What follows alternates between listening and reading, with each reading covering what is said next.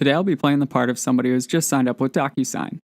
They haven't gone through any of our standard onboarding and training, but have a new prospect that they need to get an offer to and get signed as quickly and pain-free as possible. Here I've logged into our web app, which is all browser-based, so I didn't have to install anything, and I'm actually at home working from my home computer. To start, I click New, Send an Envelope, and this brings me into a drafting view of a DocuSign transaction. Similar to drafting an email and attaching a document, I just need to upload the document into the envelope, which is as easy as dragging and dropping, or one of the many other DocuSign options. Now that I have the document, I just type the name and email of who it's going to. In this instance, I actually need to send it through approval to their manager before it goes to the candidate, so I'll type the name and email and then add Perry after, the new candidate. In this scenario, we've actually predefined who we want that document to go to and in which order. This way, instead of daisy chaining the document between Alexa and Perry, it will now automatically email to Perry once Alexa has approved it. If we go into the next page, we can see the document, and on the left side, these are what we call DocuSign fields. This is where you get to be very prescriptive in terms of what you want each person to do and where on that document. So instead of each recipient trying to read through and figure out what's needed of them, you can actually assign Alexa to approve the document. We can also assign Perry to sign the document and also automatically populate the date they signed as well. This also means no more review process to make sure that the signature and date are on that document. It's automatic.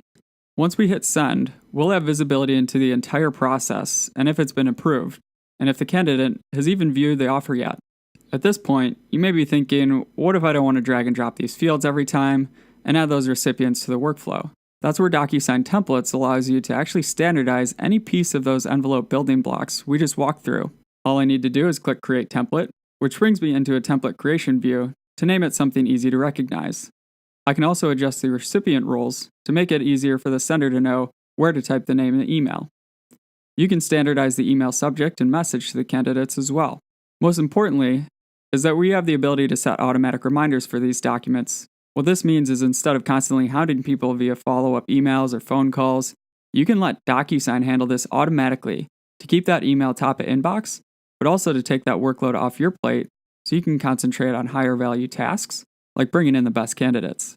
As we get into the next page, we can see the tags and where they would be stenciled over top of the document when you're sending out for different candidates. But there are scenarios where the document's actually changing in length, and DocuSign's actually smart enough to adjust for this utilizing what we call autoplace. This tracks where you want the tags to be placed relative to the text that you choose. Now let's take a look at how easy it'll be to send out a new hire offer letter now that we have templates in place.